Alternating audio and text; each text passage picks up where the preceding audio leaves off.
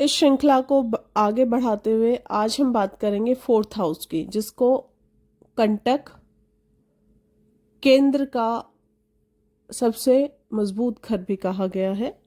जो आपके केंद्र के घर हैं 4, उनमें से ये एक घर है। इस घर से आपके तमाम सुख, माता का धन संपत्ति, वैभव, वाहन, मन, बंधु, गाय, राज्य, सुख सुविधाओं का विचार इसी भाव से किया जाता है।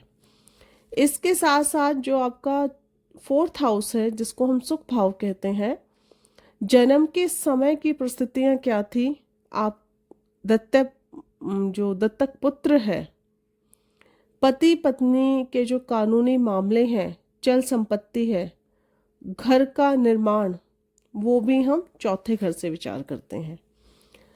शिक्षा का विचार, व्यक्ति कितना चतुर है, विनय है, विद्या कितनी है, कितना श्रेष्ठ होगा, वो भी चौथे घर से विचार किया जाता है।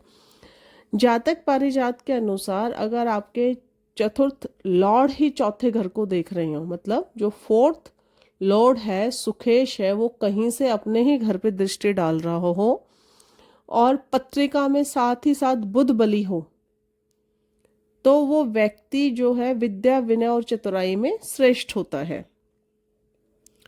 बुद्धि को बली होना यहाँ इसलिए लिया गया है कि बुद्धि का कारक बुध ग्रह को माना जाता है, और गुरु कहीं से केंद्र में हो, त्रिकोण में हो, या चतुरेश जो फोर्थ लॉर्ड है उसके साथ हो, स्वराशि के हो, उच्च के हो, तो वो व्यक्ति विद्या प्रेमी और विद्वान होने के साथ साथ लक्ष्मीपति भी होता है, क्योंकि गुरु को ज्ञान का अधिष्ठाता कहा जाता है।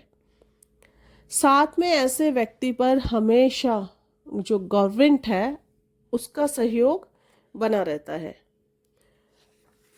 चौथा जो घर है उससे माँ से संबंधित सभी फलों का विचार किया जाता है।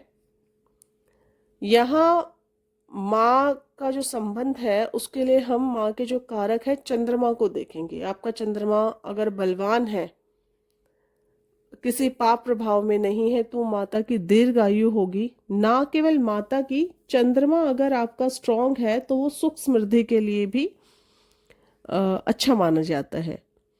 इसके विपरीत अगर चंद्रमा निर्बल है, 6, 8, 12 में बैठा हुआ है और पाप प्रभाव में है, तो यह जो स्थिति है माता के लिए शुभ नहीं मानी जाती। तो ये तो था एक छोटा सा डिस्क्रिप्शन फोर्थ हाउस को लेकर। इसी तरह की अन्य जानकारियों के लिए हमारे चैनल से जुड़े, लाइक कीजिए, सब्सक्राइब कीजिए। अगर आप कोई सुझाव देना चाहते हैं तो कमेंट बॉक्स में जाकर सुझाव दीजिए। धन्यवाद।